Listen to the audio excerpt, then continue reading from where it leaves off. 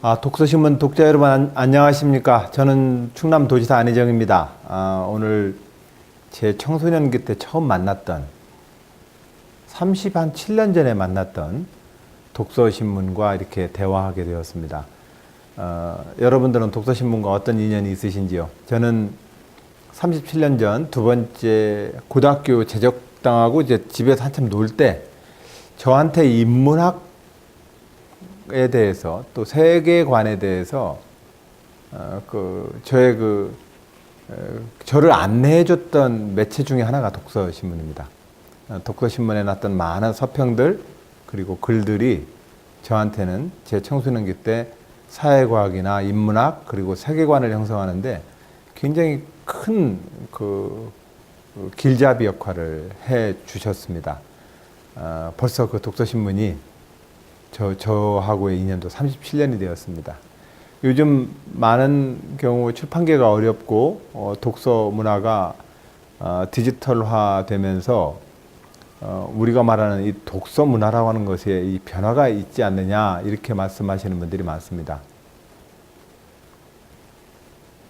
예, 저도 뭐 미래는 다 어떻게 예측하겠습니까? 근데 그래도 저는 그 파피루스 종이에 인쇄되어 있는 책을 좋아합니다. 그 책이라는 그 종이와 인쇄 활자와 그 종이에 인쇄되어 있는 활자의 사이사이에 있는 여백 가지가 우리가 모두 읽는 독서라고 저는 생각하기 때문에 단순하게 디지털화된 정보를 제 머리에 입력하는 것이 독서라 한다면 그런 책 읽기는 재미없을 것 같습니다. 아예 비타민을 먹지 왜 우리가 밥을 먹습니까? 영양제를 먹고 말이죠. 근데 그것처럼 독서하는 행위 자체는 우리에게 정말로 행복한 일입니다. 우리에게 인생이나 좋은 가치나 철학도 제공하지만 독서신문은 우리에게 굉장히 즐거움과 행복을 선사하는 또 신문이라고 생각을 합니다.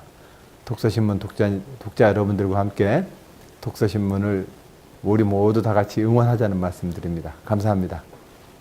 모르면 공부할 수밖에 없고 또 뭐 책 읽는 것이 행복한 일이니까요.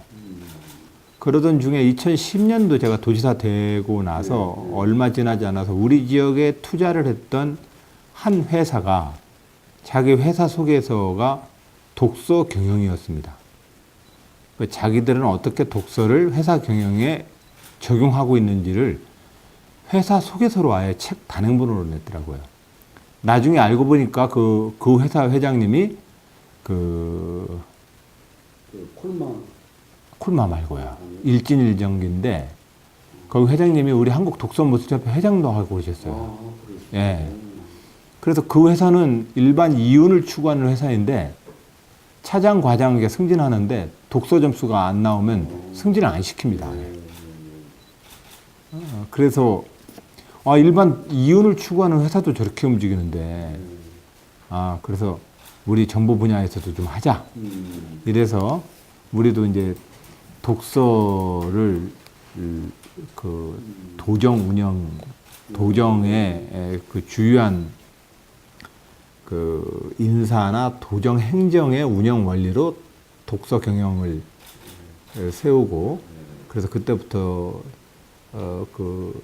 우리 내부의 독서 대학 그리고 독서 토론회, 동아리 지원 이런 활동들을 해서 현재 충청남도에 있는 우리 도청 직원들은 인사 점수에 그 독서 활동 자체가 인사 점수에 중요한 또 점수로 들어갑니다. 독서 활동이라면 그러면 뭐 책을 읽고서 독후감 되고 이런 건가요? 아니면 그런 건 아니겠죠?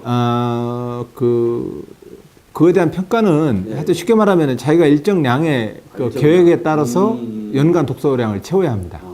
보통 한 몇 권씩 읽게 돼요? 그건 사람에 따라 좀 달라요. 그럼 많이 읽으면 또 거기도 상도 주고 뭐 인사 점수도 좀 그렇습니다.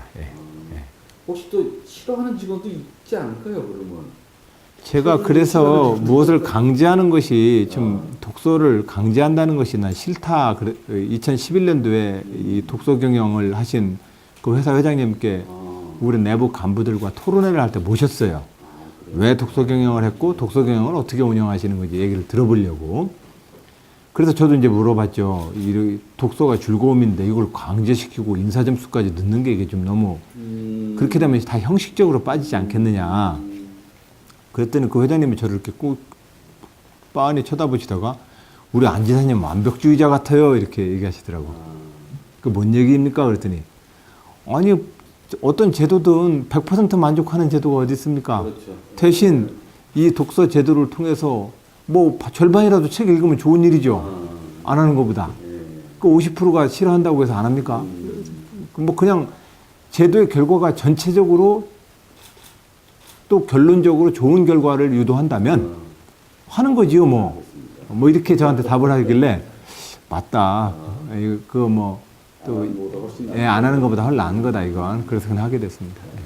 그러니까 벌써 한 6, 7년 된 거네요. 예, 한 6년 됐죠. 6년 됐네요. 그러면 지금 뭐 다 성공했다고 보여지겠죠, 그러면요. 독서 경영이라는 게 어떠신가요?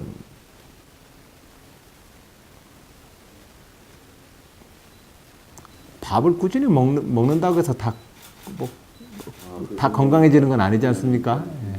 그러나 밥 새끼는 다 누구나 다 먹는 거 아닙니까? 독서를 그렇게 생활화시켜 놓는 것이 가장 큰 성과이죠. 우리는 밥 새끼를 잘 먹음으로써 좋은 건강 상태를 유지하는 기본을 갖습니다만, 그러나 밥 새끼를 다 잘 먹는다고 해서 또 건강으로 바로 이어지는 건 아니지 않습니까? 그것처럼 독서 대학과 독서 경영의 결과가 어땠느냐, 실질적인 효과가 뭐냐라는 질문을 했을 때 참 수치적으로 개량화시키기가 좀 어렵습니다. 어려운데 저는 훨씬 더 많은 우리 공무원들이 눈빛이 조금 더 생생해졌다고 자부합니다. 그리고 자기 인생에 대해서 조금 더 자부심을 갖고 또 그런 건강한 공무원들이 건강한 행정을 만드는 거 아니겠습니까? 네. 우리가 말하는 독서는 전문 기술 서적을 얘기하는 게 아닙니다. 그렇죠. 예. 그건 어찌 보면 고기도 먹어본 사람이 맛을 안다고 책을 읽으면 읽을수록 그 좋은 책을 또 고르게 되고 뭐 그런 부분도 있지 않나 싶습니다. 예, 그럼요. 그리고 뭐든 제철 제음식처럼 그때 땡기는 분야가 있습니다. 예를 들면 제가 고등학교나 청년기 때 시도했다가 도저히 못 읽던 책이 있었습니다. 뭐 아까 뭐 여러 개의 종류가 있죠. 그 중에 대표적인 게 파우스트였습니다. 포스트. 파우스트는 머리가 쥐나서 못 읽겠더라고요, 청년기 때. 근데 도지사 되고 나서 그 파우스트를 읽었는데 너무너무 재밌게 읽었습니다. 그래요? 와, 이렇게 멋있는 작품이 있다니라고 싶을 정도로 한 페이지 한 페이지 넘기는 것이 마치 맛있는 빵, 사탕 아껴 먹는 심정으로 책을 읽었습니다. 파우스트는 정말 재밌었는데 그때처럼 우리가 살아가면서 이렇게 가끔 내가 안 가보던 길, 싫어했던 음식, 싫어했던 음악, 손이 잘 안 갔던 것들을 조금 시점이 지나면 한번 도전해 보길 저는 권합니다. 그러면은 전혀 다른 맛을 느낍니다. 요새 뭐 특별히 읽으시는 거 있으세요? 골고루 섞어 있습니다. 예를 들면 이제 소설 같은 경우는 거의 이제 소설이 완전 식품 같아요, 문학이. 문학이 완전 식품 같고, 나머지 다 전공서들이나 뭐 과학책들, 뭐 철학, 역사 뭐 이런 것들은 어떤 하나하나의 어떤 줄기들을 정리해 놓는 것 같고, 특히 소설을 중심으로 한 이 문학 작품들은 그냥 그 모든 영양소가 결합되어 있는 완전 식품 같습니다. 그래서 이제 그걸 이렇게 순환해서 읽는 편입니다. 소설을 좀 읽다가 철학책을 보다가 역사책을 보다가 자연과학책을 좀 보다가 생물책을 좀 보다가 우리 듣고 우리 꽃 얘기도 보다가 그러다가 그렇게 돌아가서 보게 돼요. 네. 저희가 책을 좀 추천해 주십사 하고서 말씀드렸더니 두 권을 추천하셨어요. 하나는 사막의 지혜, 또 하나는 빨래하는 페미니즘. 뭐 직접 한번 소개를 해주시면 어떨까요? 예. 예, 뭐, 하여튼, 다 모든 것이 다 주관적이어서, 뭐, 예를 들면, 뭐, 이건 신동엽 전집인데, 이 신동엽 시인의 금강은 예전에 청년 때도 읽었지만, 4년 전인가 한번 읽다가, 이 금강을 읽다가 눈물을 나더라고요. 그래요. 요 자리에 앉아서 읽다가 울었어요. 와, 옛날에 못 느꼈던 그 아픔이 너무너무 느껴지더라고요. 하여튼 뭐, 근데, 하여튼 뭐 갑자기 손에 잡혀서 그러고, 사막의 지혜하고 빨래하는 페미니즘. 예. 요 사막의 지혜 이 책은, 이 지은이가 토마스 머튼이라고 하는 이 신부님이세요.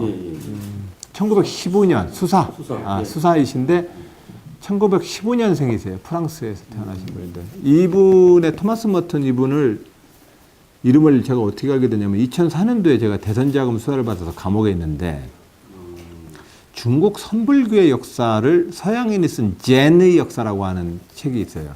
누군가 책을 글러줘서 동양의 선불교 역사는 읽어봤어도 서양인이 쓴 건 안 읽어봐서 근데 굉장히 재밌더라고요. 근데 그 사람이 인용하는 인용 문구 중에 인용 문장 중에 하나가 너무너무 멋있는 문장이 있어요. 어떤 그 책에는 어느 목사님의 기도문이라고 나와 있어요. 난 그래서 목사님인 줄 알았는데 나중에 알고 보니까 수사님. 여기 나오는 원래 이 토마스 머튼이라는 이분이 그 책에 이분의 기도문이 나왔는데 이 기도문 중에 하나가 뭐 어떻게 나오냐면 우리가 주님께 이르는 길은 두 가지 길밖에 없어 보입니다. 하나는 가난이고 하나는 질병의 길인 것 같습니다. 가난과 질병의 길이야말로 우리가 인간이 주님께 이르는 유일한 길 같습니다. 이 문제는 너무 멋있는 거예요. 그러니까 이게 선불교 역사에서 이 집착과 아집을 버려내는 것을 설명을 하는 역사 속에서 불교에서 이렇게 보는 관점은 기독교나 이쪽 하느님을 믿는 분들에서는 또 이렇게 기도한다. 다 유사점이 있다. 이렇게 설명으로서 이제 요 토마스 머튼, 나는 그 당시 감옥에서 올 때 목사님이라고 생각했었어요. 토마스 머튼 목사님의 기도문을 그 책에서 소개를 해줘서 토마스 머튼 이 양반 대단한 분 같다. 이런 생각을 하고 있다가 5년 전인가 4년 전인가 대전의 유홍식 주교님이 저한테 소개를 해줬나? 제가 토마스 머튼 이분 얘기를 하니까 그분이 목사님이 아니라 수사라고 알려주시면서 그분 책이 나왔다고 유홍식 주교님이 소개를 했는가 아니면 제가 어느 책 정보를 받는 것 같은 둘 중에 하나예요. 그래가지고는 이 책을 봤는데 이 토마스 머튼 이 수사께서 AD 3세기경 은수자들의 잠언집을 모아서 펴낸 책이에요.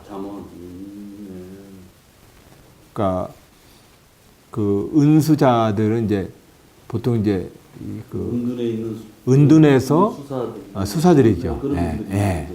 그분들의 AD 3세기니까 이제 한 400년대. 그렇죠. 꼭꼭 그냥 마치 그 불교의 선방에 들어간 스님들처럼 꽁꽁 은둔해서 기도와 하느님을 향한 어떤 깨달음을 이야기하는 거예요. 그분들이 자주 말씀하셨던 그 잠언집들을 모아서 이분이 이제 책을 이렇게 낸 거예요. 근데 이 책을 이렇게 보면서 이 책의 처음부터 끝이 다 분노에 대한 이야기예요. 그래요. 분노에 대한 이야기인데, 네, 이번에 저 독서신문 인터뷰하려고 이 책을 다시 좀 꺼내달라고 해가지고는 서가에서 꺼내가지고 보는데,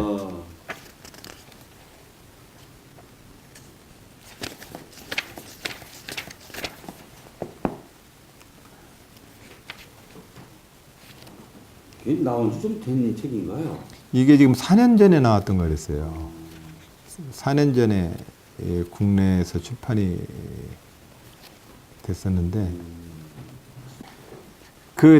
하여튼 이 AD 3세기경에 사막에 은둔되어 있는 수자들이 자기의 깨달음을 펴냈던 그 모든 말들이 결과적으로는 분노, 교만을 극복하는 일이고, 그 분노와 교만을 극복하기 위해서 그들이 잠언처럼 했던 이야기들을 다 이제 모아놓은 책이라서 언뜻 보면 그냥 이렇게 간단하게 몇 문장으로밖에 안 돼 있어요. 그 아래는 뭐 또 직접 메모하신 건가요? 예, 메모를 뭐 이렇게 예를 들면 이제 좀 이따 그거 한번 찍어도 될까요? 예, 하세요. 예. 그래서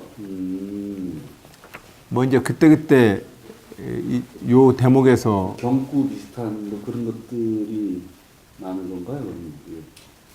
예. 예를 들면 파스토로 아바스가 말했다. 예. 그가 말할 때마다 어떤 사람하고든 논쟁하는 사람을 멀리하십시오. 그러니까 요 딱 두 줄의 문장인데 이 두 줄이 잠언에서 얘기하는 건 논쟁을 피하라는 거예요. 논쟁하는 사람을 멀리하라는 거거든. 그 논쟁을 왜 멀리하라고 했을까? 생각을 하게 되잖아요. 옳고 그름을 따져야 되고 그렇죠. 진실이 뭔가를 찾으려면 우리가 말한 대로 그건 논쟁을 해야 되는 건데, 우리가 토론을 하고 대화를 한다는 것과 논쟁을 한다는 것의 차이는 뭘까? 논쟁은 좀 그런 싸우는 것 같아요. 그렇죠. 이겨야 되고 상대방을 눌러야 되고. 우리가 대화라고 하는 것을 논쟁이라고 지금 생각하는 거 아닐까? 왜 은수자들은 논쟁을 피하라고 했을까? 그럼 이 사람들은 대화를 안 했다는 건가? 예, 대화를 또 안 하기도 해요. 왜냐면 모든 대화 속에서 이들은 침묵 속에서 대화를 하려고 그래요. 뭐 은둔자니까 뭐 더 그렇지 않았겠어요? 예. 무슨 아바스가 은둔에 있는 어디 동굴에 이방인이 찾아왔다. 찾아온 이방인을 냉대할 수는 없으나 자기가 먹은 빵 바구니를 내밀고 같이 나눠 먹을 것을 권했다. 그러나 그 아바스는 아무 말도 하지 않았다. 둘이 빵을 나눠 먹고 그 아침에 그는 떠났다. 그들은 대화를 하지 않았다.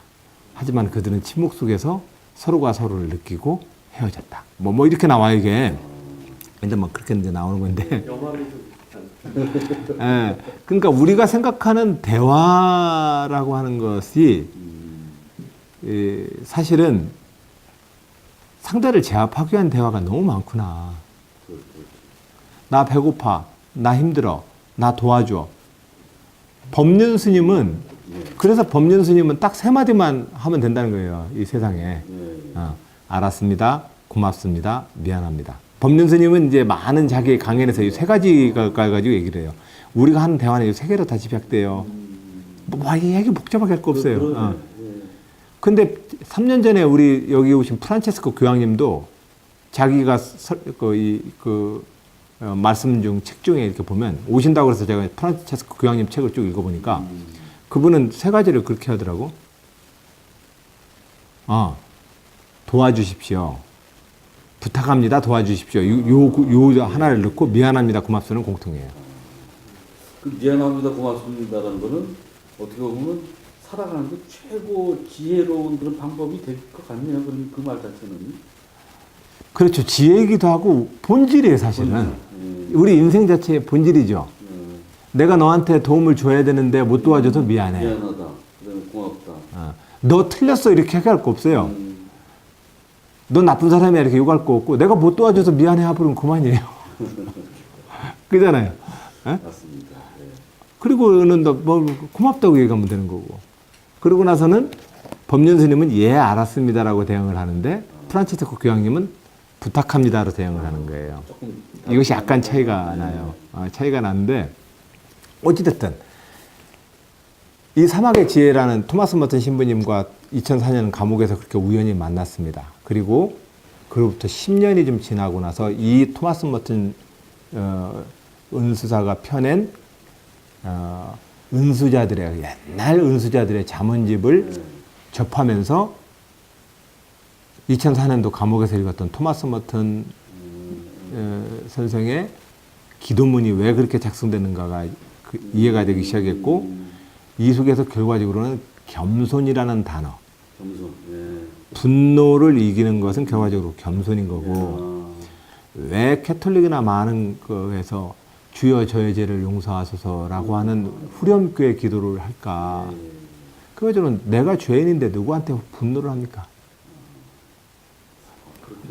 그러잖아요. 그래서 이 겸손이란 단어에 대해서 다시 생각하게 됐죠. 제가 이제까지 배운 겸손은 내가 많이 알고 있지만 자기를 낮추는 것, 이걸 겸손이라고 생각했죠. 보통 그렇게 다. 예. 근데 이 책에서 나오는 문구는 겸손은 모욕을 용서하는 거랍니다. 모욕. 예. 모욕을 용서하는 거. 예. 모욕받은 것을 용서하는 것. 이게 겸손이라는 거죠. 근데 그게 왜 그게 되나 생각을 해보면 자기도 완전하지 못하기 때문에 누구를 한테 모욕받았다고 얘기할 것도 없는 거죠. 근데 그 지사님은 이런 말씀은 어디 딴 데 가서 또 도로 하셨나요? 지난 경선 때도 이런 얘기 했다가 대선 후보자가 너무 어렵다는 얘기를 들었죠. 아, 경선 때 그런 말씀 하셨어요? 예, 선의 발언도 다 이런 연장입니다. 조금 어렵다고 할 만한 그 말씀하니까 확실히 이해가 되네요. 다 그 민주주의도 결과적으로는 그 부족한 사람들이 모여서 공화국 체계를 만드는 게 민주주의거든요. 그러면 민주주의는 반드시 선악 시비의 문제가 아니라 각자의 욕심들을 어떻게 조절할 것인가의 문제로 봐야 민주주의가 작동한다는 거죠. 그리고 각자가 뭔가를 욕구하는 거, 잘난 체 하고 싶어 하는 거, 그냥 당연하게 보고, 그 속에서 그것들이 타인에 대한 폭력이 되지 않도록 어떻게 제도화시킬 것인가, 규칙을 만들 것인가, 이것에 집중을 해야지, 쟤 나쁜 애야라고 욕을 하는데 다 써버리면, 여기에 나온 AD 4세기 한 경구에 따르면, 남을 욕하고 남에게 분노하고 남을 비난하는 사람은 도둑에게 문을 열어놓고 자는 사람과 똑같다, 이렇게 표현합니다. 근데 그 비유가 너무너무 멋있는 거예요. 내가 지금 그 대목을 찾으려고 했는데 얼른 아까 나와서. 근데 그 대목이 하여튼 뭐 그런 하나하나의 문장이 평생을 걸쳐서 여기서 말하면 하느님의 뜻을 깨닫고자 하는 이 수도 은수자들의 이 평생을 다한 기도와 깨달음이 이 문장으로 나오는데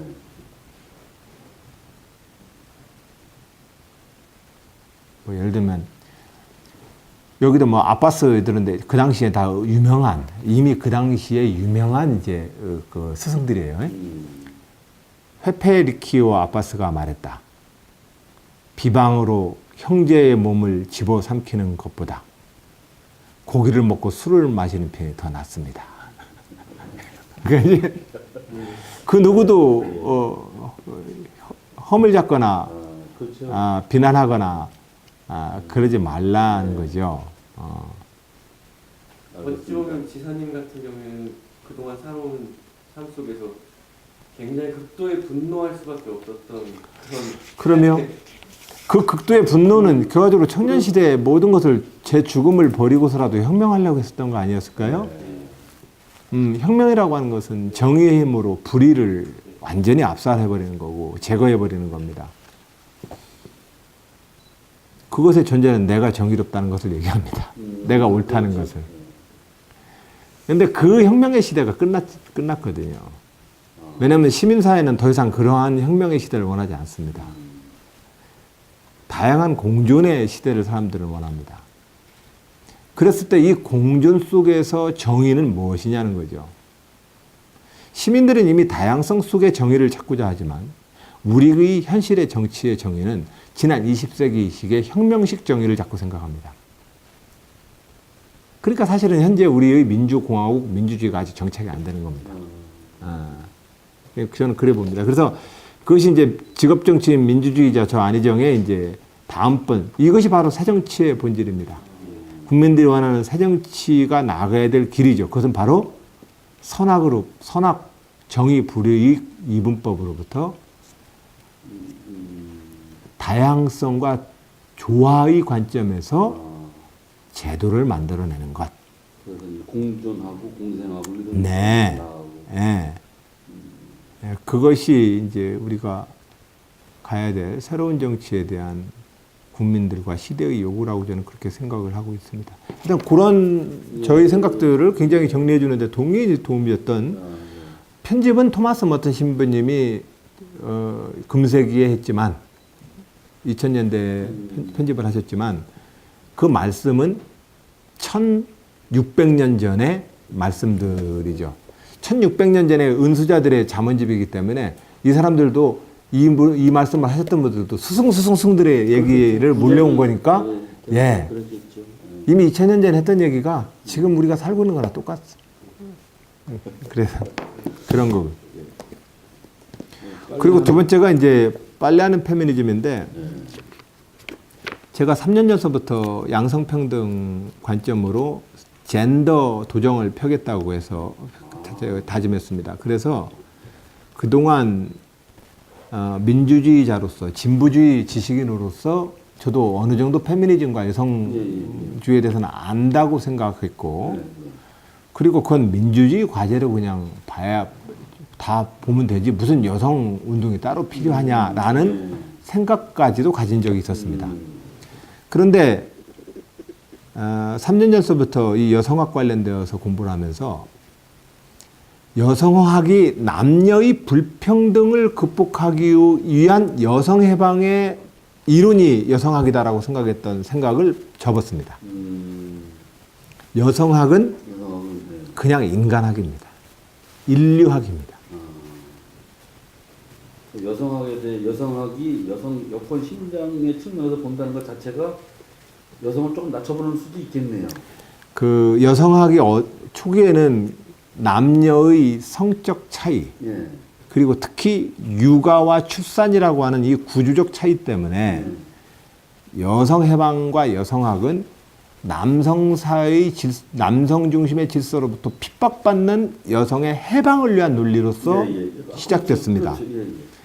그러나 지금의 여성학은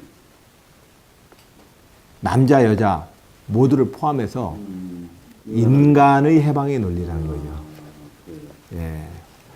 남자들도 뭐 자유로운 것 같지만 남자들도 섹슈얼리티라고 하는 그 그물에 다 갇혀 있는 거거든요.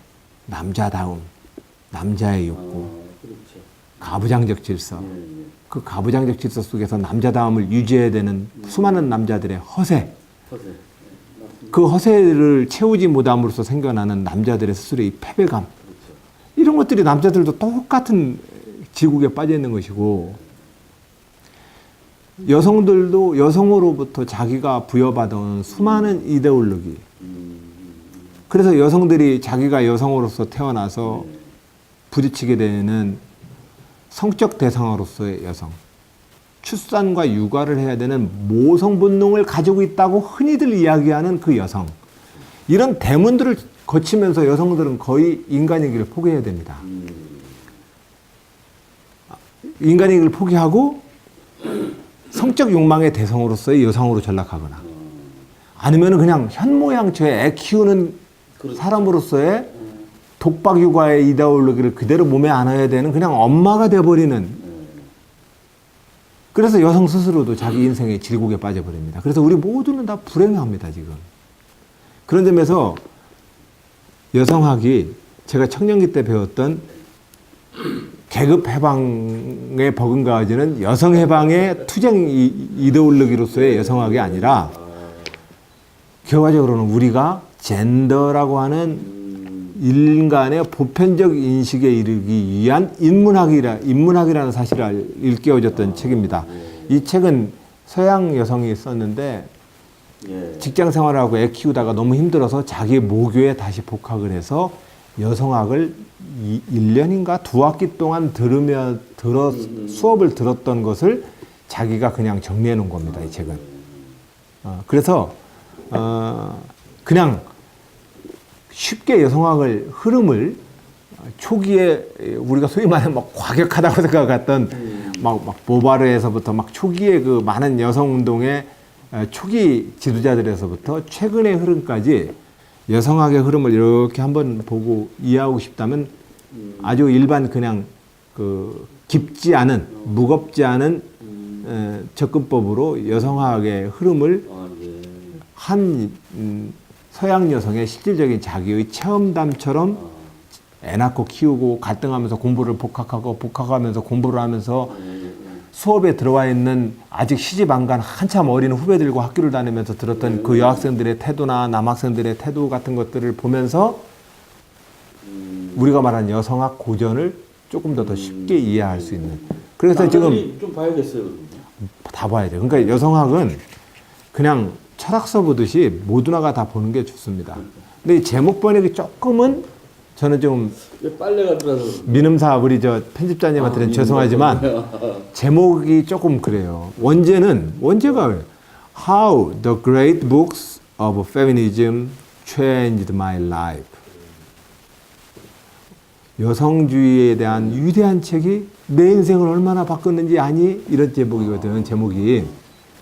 근데 이 제목을 갑자기 빨래하는 페미니즘을 해버리니까 내부터는 이 책 제목이 조금 손해를 많이 보게 하는 거 아닐까 싶어요. 좀 논점이 어디가 있나 좀 빨래. 근데 원제는 여성주의에 관한 위대한 어떤 그 책들이 자기를 내 인생을 얼마나 바꿔놨는지 몰라요. 이런 거예요.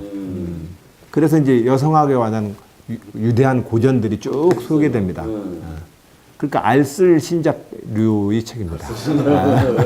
아니다. 이건 편집해 주세요. 알쓸 신잡이 아니다. 알쓸 신잡이 아니라 하여튼 얕지만은 넓은 어떤 그 정보를 이렇게 알겠습니다. 다루게 해줘요. 그래서 이거 하나 읽으면 훨씬 더 이렇게. 근데 저는 굉장히 도움을 많이 받았어요.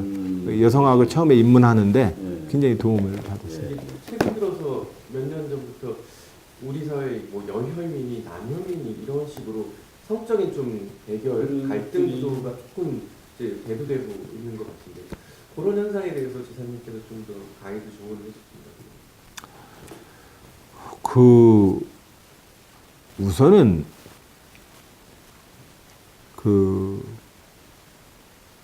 혐오증이라고 하는 것은 서로 간에 선동하면 안 되는 주제입니다. 그리고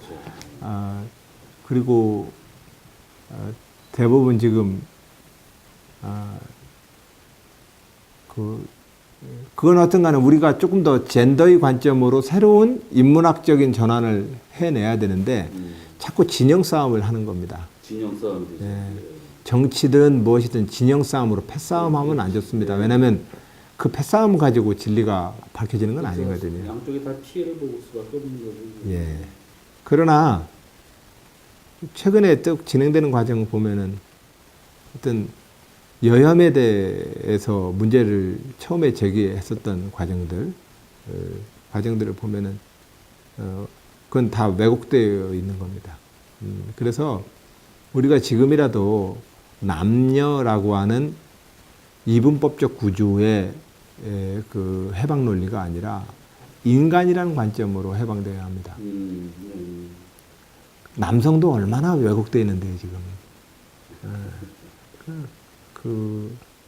그래서 그게 이제 가장 근본적으로는 우리가 우리 인간학에서 다뤄야 될 주제 중에 하나가 섹슈얼리티입니다. 사실상 섹슈얼리티에 대해서 우리는 굉장히 왜곡되어 있는 겁니다. 남성이든 여성이든 다.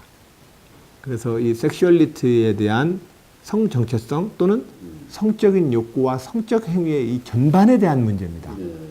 단순하게 성 정체성만 얘기하는 게 아니고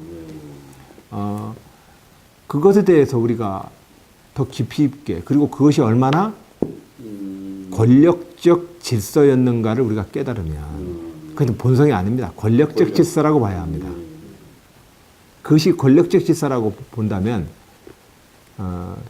혐오라고 하는 이 단어를 쓰는 것도 역시 그 권력적 질서의 패싸움에 그대로 빠져버리는 겁니다. 저는 그래 보입니다. 그런 쪽에 대해서 상당히 한 생각을 하신 것 같습니다. 양성평등 이런 문제에 대해 가지고. 저는 민주주의자이기 때문에 민주주의는 일체의 폭력을 제거하는 일이 민주주의자의 첫 번째 임무입니다. 직업 정치인의. 그리고 이 폭력의 가장 근거가 되는 것은 차별입니다. 그런 차원에서 민족차별, 인종차별, 계급차별, 성차별이 아닙니까? 네. 그리고 그렇기 때문에 이 폭력의 근거가 되는 이 차별을 극복시켜내는 것이 민주주의 직업정치인의 가장 중요한 임무입니다. 본령입니다. 그리고 이 과정을 각각의 인권이라는 것, 생명권이라는 관점에서 넓게 그들의 평화로운 질서를 만들어주면 이 세상은 이렇게 그냥 살아갑니다. 다들 행복하게. 그 누구 막 어디 가가지고 이렇게 정치인이 누구를 구원하려고 하는 게 정치인이 아니라 우리가 가지고 있는 요 각종의 차별이 폭력으로 전환되지 못하도록 하는 것. 이게 1차죠. 그리고 일체의 차별의 근거와 차별 행위의 원인, 발생의 사회 구조적인 루트를 자꾸 축소시키는 거. 정규직과 비정규직, 남과 여, 장애인과 비장애인, 뭐 소수자와 민족, 인종, 종교, 지역, 학연, 예, 이런 다양한 것들이 그 다양함으로 존재를 하게 만들어야지 차별과 폭력으로 존재하게 만들면 안 됩니다. 근데 예전에는 이것을 다양함으로 소화를 하는 게 아니라 일색화로 소화를 하려고 했던 것이 혁명의 시대입니다. 그것이 바로 그 저희 청년기 때 모습이죠. 그렇죠. 네. 알겠습니다. 그 얘기 듣고 굉장히 철학적인 것 같기도 하고, 그 철학적이지만 굉장히 현실적인 것 같아요. 가장 현실적인 주제입니다. 네. 근데 그 가장 현실적인 주제를 다루는데 저는 이 책을 소개하는 이유는 바로 여성학은 여성학에 끝나지 않더라 이겁니다. 그것은 인간학이더라. 알겠습니다. 일체의 차별의 근거가 되고 가장 오래된 차별입니다. 인간의 역사에서 가장 오래된, 가장 심연으로부터 오래된 차별이 이 남녀의 구분입니다. 알겠습니다. 그래서 초창기에는 여성들 스스로가 그 차별로부터의 해방을 위한 해방 투쟁의 이데올로기로서 여성주의를 얘기했는지는 모르겠으나 오늘날 여성학은 인간 해방학입니다. 그리고 그러한 것들을 해결해내는 알고리즘, 그러한 것을 해결해내는 바탕으로서 그런 사막의 지혜가 종교적인 많은 은수자들은 겸손이라고 하는 알고리즘, 랭귀지를 우리한테 제공하고 있는 겁니다. 면들이 됐기 때문에요. 아주 다 돼요. 예, 모든 게 다 하나로 다 됩니다. 네. 예를 들면 이거 같은 경우는 우리 조선 개항기 때 일본에 우리는 왜 먹혔는가에 대한 책인데 이것도 똑같습니다, 사실은. 남녀의 성차별이라고 하는 것과 폭력과 국가와 민족 간의 싸움이나 똑같은 겁니다. 그리고 한국은 그때 왜 망했는가, 조선은 왜 망했는가의 문제는 남녀의 성차별 내에서 각각의 성적으로 표현되어지는 집단 내에 어떠한 위크 포인트가 발생하는가나 똑같습니다. 그래서 저는 똑같은 원리라고 보는데, 그래서 오늘은 어떤 간에 이 여성학과 토마스 머튼, 난 신부님이라고 많이 하는데, 하여튼 토마스 머튼 그 신부님이 그 수사 펴내신 AD 3, 4세기경의 은수자들의 잠언집, 겸손이라는 주제, 여성학은 인간학. 여성학이라고 하는 주제, 이 주제를 가지고 오늘은 이것이 최근에 제가 가지고 있는 진보주의자로서 또 민주주의자로서 제 인식을 다지고 구조화시키는데 굉장히 역할을 했던 책들 중에 하나입니다. 네. 지금 시간이 많이 되시는 동안 네. 딱 한 가지만 더 여쭤보겠습니다. 우리가 이제 독서신문이다 보니까 최근에 젊은 사람들이 특히 책을 또 안 읽거든요. 그럼 여러 가지로 뭐 다양한 뭐 이유가 많죠. 그렇긴 하지만 그 젊은이들한테 독서가 왜 좋고 이렇게 해야 되지 않느냐. 뭐 한번 말씀을 해주시면 어떨까요? 그걸 어떻게 얘기를 해줘야 될까요? 하여튼간에 평생을 살면서 우리가 꼭 해야 될 것 딱 두 가지. 물론 이제 밥 먹고 뭐 이렇게 하는 거 빼고요. 첫 번째가 운동하는 일입니다. 몸을 움직여요. 운동을 하는 일. 구체적으로? 네, 운동. 노동과 운동은 또 다르지 않습니까? 노동을 하는 것도 굉장히 중요한 일인데 일단은 저는 운동을 하길 권합니다. 뭐든 운동을 하길 권합니다. 운동은 근육의 결대로 뭔가 움직이는 일이잖아요. 예를 들면 팔을 뭐 이렇게 아령을 이렇게 웨이트 트레이너가 이렇게 하는 것이지 뭐 뒤로 꺾지는 못하지 않습니까? 그러니까 우리가 이 운동은 운동의 결을 느끼게 해주는 건데 이 몸의 결을 느끼는 것은 몸에 그치지 않고 마음으로 들어갑니다. 그 운동을 꼭 해야 합니다. 그리고 또 한편으로는 생각을 해야 되는데 이 생각을 하려면 위장이 소화를 시키려면 음식이 들어가야죠. 그러니까 생각을 하려면 뭔가 들어와야 되는데 사람과 떠들고 자기가 경험하는 것들도 들어오지만 그건 너무나 많은 종류의 이 정크 인포메이션이에요. 혼란스러운 인포메이션. 하여튼 너무 복잡해요. 그러니까 다 정리가 안 돼, 이게.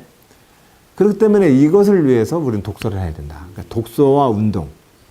이 두 가지를 하면 결과적으로 이 독서와 운동은 하나는 지적 활동인 것 같고 하나는 육체적 활동 같지만 결과적으로 이 두 개는 이렇게 내 몸에 들어와서 내 인생을 행복하게 만듭니다. 이 두 개가 없으면 절대 행복해질 수가 없습니다. 그래서 나는 행복해지고 싶다면 노는 것도 좋고 뭐 술을 먹는 것도 좋고 이성을 탐하는 것도 좋고 뭐 다 행복하겠죠. 근데 반드시 이 두 개의 과정을 거치지 않으면 인간은 행복해지지 않습니다. 계속 불행해집니다. 그래서 우리 모두가 행복하게 이르는 길은 독서와 운동이다. 알겠습니다. 그 바쁘신 중에 또 시간 내주셔서 좋은 얘기 많이 들었습니다. 특히 독서하고 또 그런 운동과의 관계, 사막의 지혜에서 비롯되는 그런 여성학까지 좋은 얘기 아주 잘 들었습니다. 예. 좀 더 그 깊은 얘기를 또 많이 듣고 싶습니다만 다음에 또 미루도록 하겠습니다. 예, 우리가 헝클어진 머리 매일 아침마다 샤워 이후 머리를 말리고 빗질하듯이 우리 인생을 빗질하는 두 개의 빛, 그것은 독서와 운동입니다. 독서와 운동은 마음을 빗질합니다. 매일 아침 머리를 빗질하면서 늘 물어보십시오. 내 마음의 빗질을 좀 하고 있는지. 마음의 빗질을 하지 않으면 엉클어진 머리처럼 조만간에 다 딱지가 져가지고는 보기도 흉하고 아주 엉망이 되어버립니다. 그것처럼 마음이 잘 빗질되어야만 우리가 행복한 상태를 유지하게 되는데 이 마음을 빗질하는 유일한 두 개의 길, 그것은 독서와 운동이다. 시민적 표현입니다. 네, 종교적이나 은수자들의 표현은 좀 단식 표현이 있는데 우리 시민적 표현을 보면 독서와 운동, 그리고 운동은 육체와 몸이라고 하는 것을 통해서 마음을 빗질하는데 이것도 굉장히 중요합니다. 생각을 통해서 마음을 빗질하는 것과 종류가 다릅니다. 이 육체를 통해서 하는 빗질은 제가 볼 때는 도끼빗 같습니다. 도끼빗? 네. 예. 도끼빗으로 확 크게 구획을 정리해서 머리들을 정리해 줍니다. 독서를 통해서도 도끼빗 못지않은 굉장히 충격적인 빗질을 할 때도 있습니다. 독서를 통해서. 예. 어쨌든 그런 하여튼간에 조금 참빗인지 도끼빗인지 하여튼 구분을 잘 못하겠지만 하여튼간에 이 마음을 빗질하는 두 개의 빛, 이것은 독서와 운동입니다. 아주 좋은 말씀 잘 간직하겠습니다. 예, 고맙습니다. 예, 고맙습니다.